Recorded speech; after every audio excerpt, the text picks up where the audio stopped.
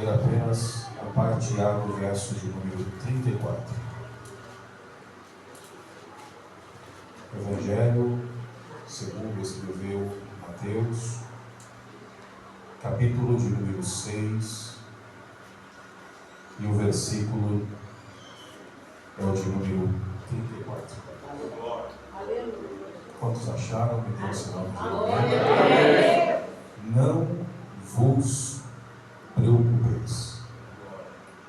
Não vos preocupeis. Obrigado, pode tomar o seu assento. Meus amados irmãos, não tem muito tempo, um jornal de grande nome e de muita importância dentro da mídia fez uma reportagem acerca de quais foram os homens e mulheres que mais impactaram uma geração. Quais foram os homens e mulheres que mais mudaram ou influenciaram o curso da história da humanidade? Eles listaram alguns nomes. Entre esses nomes, eles colocaram o nome de Mahatma Gandhi, eles colocaram o nome de Abraham Lincoln, eles colocaram o nome de Madre Teresa de Calcutá, eles colocaram o nome de Martin Luther King. Mas no topo da lista estava o nome do homem que mais influenciou a história. E o nome deste homem chama-se Jesus de Nazaré. Glória a Deus. A mídia se rendeu à história deste homem. E quando paramos para ver, a nossa fé corrobora com aquilo que eles colocaram.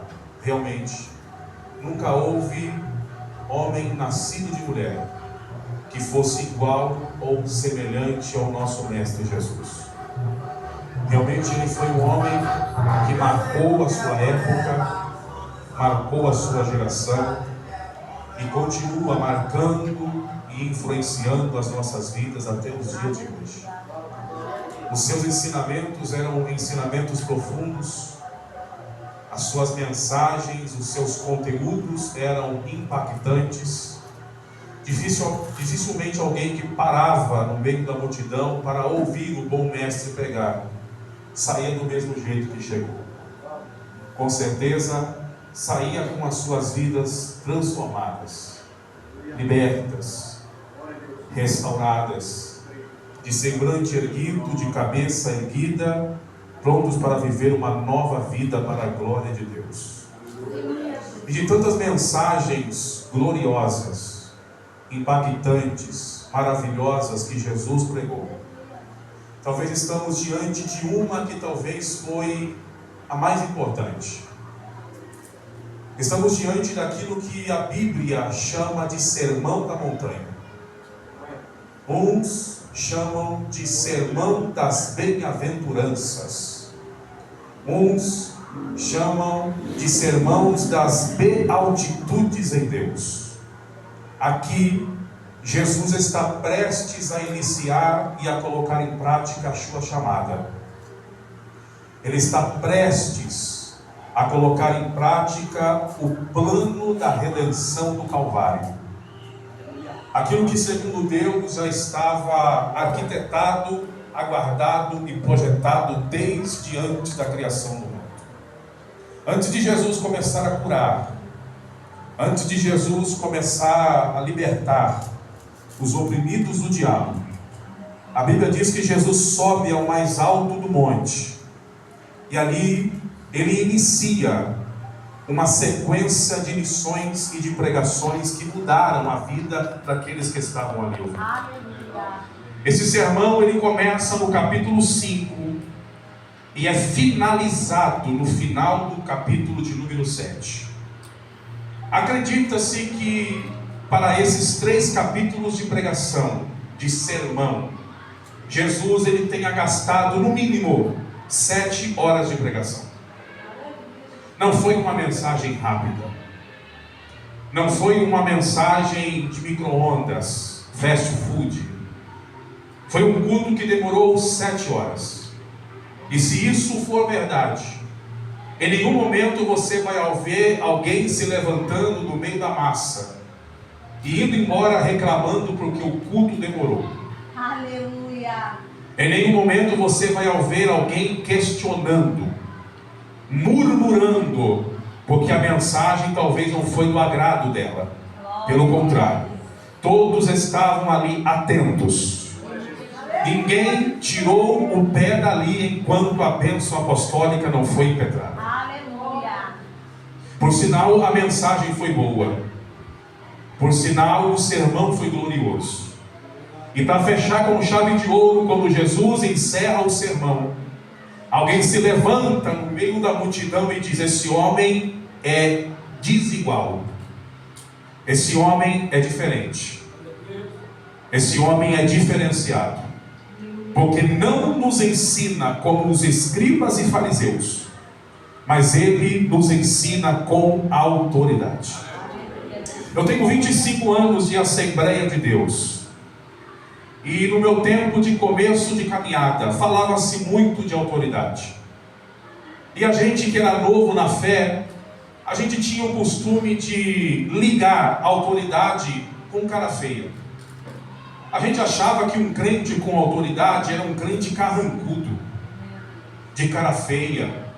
A gente achava que um crente ou um obreiro de autoridade era necessário ter bigode. A gente achava que para um crente ter autoridade, ele precisava ter uma mensagem rústica, pesada, aquela mensagem que bate no povo sem dó. Só que a gente vai amadurecendo na fé e a gente vai entendendo que a autoridade não tem nada a ver com bigode. Aleluia. A autoridade não tem nada a ver com cara amarrada, com cara feia. Aleluia. A autoridade não tem nada a ver com vestes. Aleluia. A autoridade não tem nada a ver com carteirinha de obreiro. Glória a Deus. A autoridade não tem nada a ver com pregar um sermão mais duro. A autoridade, ela se resume em 2 coisas. Se nós tivermos essas 2 coisas, seremos crentes com autoridade. Como se constrói a autoridade? Com 2 pilares: pregar o que se vive e viver o que se prega. Quando você prega o que vive e vive o que prega, você tem autoridade da parte de Deus. Eles enxergaram nisso em Jesus. Este homem não prega como os fariseus, porque eles pregam algo no templo e vivem totalmente o oposto depois que o culto acaba. Mas esse homem é diferente. Ele prega o que vive, ele vive o que prega. Ele vive o que prega, ele prega o que vive. E dentro de tanta coisa boa, dentro do sermão da bem-aventurança que Jesus prega, sermão da bem-aventurança, o que quer dizer ser bem-aventurado? A palavra bem-aventurado, ela está no grego e quer dizer makarios. A palavra makarios é bem-aventurado. E bem-aventurado é ser completo. Bem-aventurado é ter completude na presença de Deus. É integralidade diante de Deus. Aqui está o paradoxo do reino, porque para muitos ser feliz é ter dinheiro no bolso. Para muitos ter felicidade é ganhar, galgar, possuir, construir, obter. Só que aí Jesus vem e diz que para ser feliz no reino, você não precisa ter dinheiro, e nem muito menos dar risada. Porque a Bíblia diz que bem-aventurado não é o que dá risada, bem-aventurado é o que chora.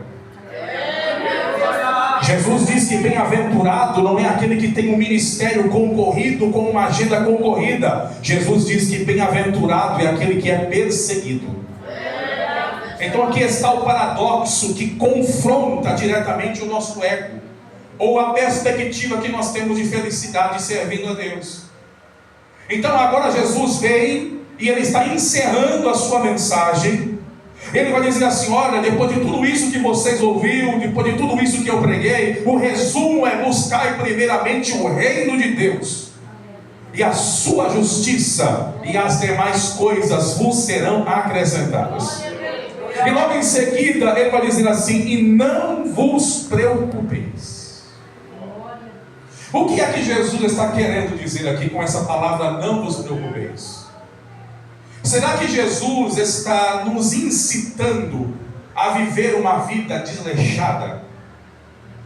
Será que é isso que Jesus está querendo dizer aqui? Quando ele diz, olha, não se preocupe. Será que Jesus está dizendo para nós vivermos uma vida ausente de preocupações? Será que Jesus está dizendo, olha, viva uma vida estilo Zeca Pagodinho, deixa a vida me levar, a vida leva eu? Será que Jesus está dizendo aqui, olha, viva uma vida sem compromisso, viva uma vida omissa, viva uma vida sem negligência, viva um dia de cada vez, mas viva? Não é isso que ele está dizendo. Quando ele diz, não vos preocupeis, ele está querendo dizer, se é para se preocupar, se preocupe com coisas que realmente valem a pena. Porque a gente se deixa, irmãos, se encher de uma correria, de uma lida, e a gente perde, gasta dinheiro, saúde, tempo e energia para obter, galgar, construir, conquistar tanta coisa que, se for colocar na balança do reino, é fútil, é banal, é desnecessário. A gente gasta tempo, saúde em busca de dinheiro, e depois, quando tem dinheiro, gasta o dinheiro para poder ter tempo e saúde de novo. Então Jesus vem dizendo assim, olha, se é para se preocupar, se preocupe com coisas que realmente valem a pena. Talvez no final da mensagem aqui, irmãos, desculpe, talvez não vai ter ninguém pulando, gritando, subindo na cadeira, pulando, fazendo cambalhota. A palavra hoje aqui é uma palavra pastoral. Deus, através da sua palavra, Ele quer nos dar um norte, uma direção. O culto é nomeado como culto com jovens, mas o culto não é para jovens, o culto é para todos que aqui estão. Então Deus está falando para mim e para você, se é para se preocupar, se preocupe com coisas que realmente valem a pena. Com coisas que realmente vai valer a pena o teu suor, o teu trabalho, a tua saúde, o teu dinheiro, o teu tempo. Porque a gente foca em coisas efêmeras dessa vida, em coisas que hoje se tem e amanhã não tem mais. Olha o que o profeta Isaías vai dizer: seca-se a erva e caem as suas flores, mas a palavra do Senhor nosso Deus, ela permanece para sempre. Então tem coisas, irmãos, que são corriqueiras, tem coisas que são passageiras, tem coisas que, se for passar pelo crivo, pela peneira, pela balança do reino, irmão, são coisas que para Deus não tem serventia, são coisas que para Deus não tem valor. Talvez tenha para mim e para você, talvez tenha para nós, mas para o reino não tem serventia nenhuma. Então, se for para se preocupar, se preocupe com coisas que realmente valem a pena. E eu queria aqui em 10 minutos falar sobre 3 coisas que me preocupam. 3 coisas que devem ocupar a minha mente. 3 coisas que são dignas sim da minha preocupação. Eu não sei se eu vou ter tempo de falar das 3. Aleluia. Mas eu queria falar apenas de uma. E essa tem que ser a minha urgência. Essa, ela tem caráter de urgência, de emergência. Essa é prioridade. Qual é a minha primeira preocupação que eu tenho que ter? Como está o meu relacionamento com Deus? Como é que anda, irmãos, o nosso relacionamento com Deus? O nosso tete a tete, o nosso particular. Particular este que deve ser inviolável. Particular este que deve ser incontaminável. Particular este que não deve ser negociado por nada. Se você olhar a Bíblia, você vai ver que Deus é um Deus que ama relacionamento.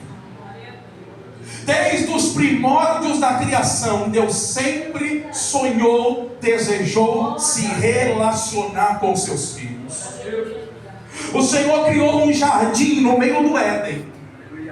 Colocou lá um homem e uma mulher. E a Bíblia diz que todos os dias, antes do sol se deitar no colo da noite, Deus, ele descia no meio do jardim para conversar com Adão. Aleluia. E eu quero chamar a sua atenção aqui, porque naqueles dias não existia culto.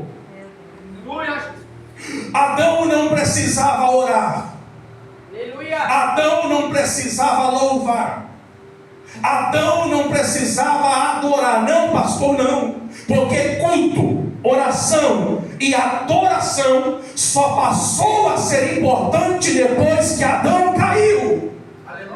Porque para nos aproximarmos de Deus hoje, eu preciso orar, cultuar e adorar. Então, antes do pecado, Adão não precisava orar. Adão não precisava cultuar. Adão não precisava adorar. Então, como é que Adão se relacionava com Deus? Simples. Não era Adão que ia até Deus, era Deus que vinha até Adão. E todos os dias, se fosse nos dias de hoje, era Deus descendo no meio do jardim, apertando a campainha, Adão correndo para atender, e Deus na porta dizendo: Adão, prepara o chá e a bolacha, porque hoje eu vim conversar, hoje eu vim bater papo, hoje eu vim me relacionar com você. A Bíblia diz que Noé tinha tamanha graça diante de Deus, que ele e a sua casa foram poupadas. Aleluia. A Bíblia diz que Enoque andava tanto com Deus que Deus resolveu tomar para ele. E nunca houve homem na Bíblia que tivesse tamanho relacionamento com Deus semelhante a Moisés. Um dia resolveram fazer uma reunião e esqueceram de chamar o pastor Moisés. E quando o obreiro resolve fazer reunião às escondidas sem chamar o pastor, a gente já sabe o que é rebelião. E resolveram falar mal de Moisés, resolveram tocar em Moisés, resolveram colocar em xeque o cajado, a direção, a liderança de Moisés. Só que aí Coré, Datã, Abirão, aleluia, Arão e Miriam esqueceu que o pastor não estava, mas o Deus que chama o pastor estava. Glória a Deus. E Deus não gostou nada da conversa. E Deus desceu no meio do arraial e disse: Arão e Miriam, procure para mim no meio de arraial um profeta. Traga esse profeta até mim. E se vocês acharem pelo menos um, eu, o Senhor, vou falar com ele através de sonho e através de visão. Mas como meu servo Moisés não. Quando eu quero falar com Moisés, eu converso com ele cara a cara. Relacionamento, vida com Deus, intimidade com o reino. Será que isso deixou de ser prioridade para você?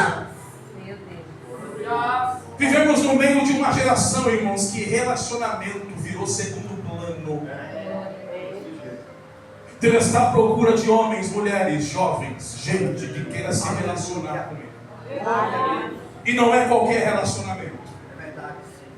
Não é um relacionamento barato. Não é um relacionamento raso. Não é um relacionamento transitório, passageiro, sem significado, sem sacrifício, sem peso, sem importância. O relacionamento que Deus quer ter comigo e com você é um relacionamento profícuo. É um relacionamento eterno.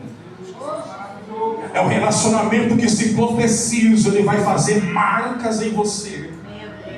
Porque eu nunca vi Deus usar um homem e uma mulher sem antes fazer marcas nele.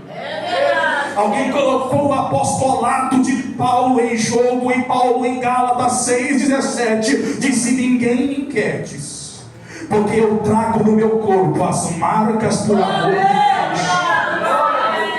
Deus nunca vai te usar, Deus nunca vai fazer nada por você sem antes te fazer marcas. Essas marcas servirão para amanhã alguém identificar que Deus é na sua vida, que Deus Ele te escolheu, que Deus Ele te chamou. Quem tem relacionamento com Deus verdadeiro sofre nessa terra. É tido como religioso, como fanático, é tido como extremista. Para que tudo isso? Para que o vestido tão longo? Que isso aí é besteira, não usar bermuda na rua. Para que tudo isso? Isso daí é exagero. Aleluia. Mas quem foi chamado para o altar sabe qual é as prerrogativas do reino, sabe qual é as exigências de Deus ao teu respeito. Deus está procurando alguém para se relacionar. Eu sou professor de teologia, irmãos, e professor de escola bíblica dominical. Então eu dou muita aula, muita palestra para jovens. E uma das últimas que eu estava dando, depois do culto, teve um jovem que me procurou e disse: pastor, eu amei tudo que o Senhor disse. E o tema era esse, relacionamento. Ele disse: pastor, gostei tanto do que Deus usou o Senhor para falar, que a partir de hoje eu vou mudar o meu relacionamento com Deus. Eu falei: legal. Por curiosidade, por favor, só me diga como é que você vai começar. Ele disse: eu vou, pastor, começar a frequentar mais os cultos da minha igreja. Eu disse para ele: beleza, mas você está começando errado. Ele fez essa mesma cara de assustado que você fez agora. Eu disse: pastor, eu falei: é isso mesmo. Relacionamento com Deus não se define com 2 horas de culto. Não é porque eu venho em 2, 3, 4, 5 cultos na semana que isso quer dizer que eu tenho relacionamento com Deus. Não é porque eu frequento um culto com 2 ou 3 horas que isso significa que eu tenho relacionamento. Aleluia! Relacionamento com Deus não se define com frequência de culto. Eu vou te fazer uma pergunta e você me responde com sinceridade. Se eu dormir na garagem hoje, amanhã eu acordo com um carro? Se eu dormir na garagem hoje, amanhã eu acordo com uma moto? Então vir para a igreja não me faz de mim um cristão. Aleluia! O que vai definir se eu serei um cristão de verdade ou não é o meu relacionamento com Deus.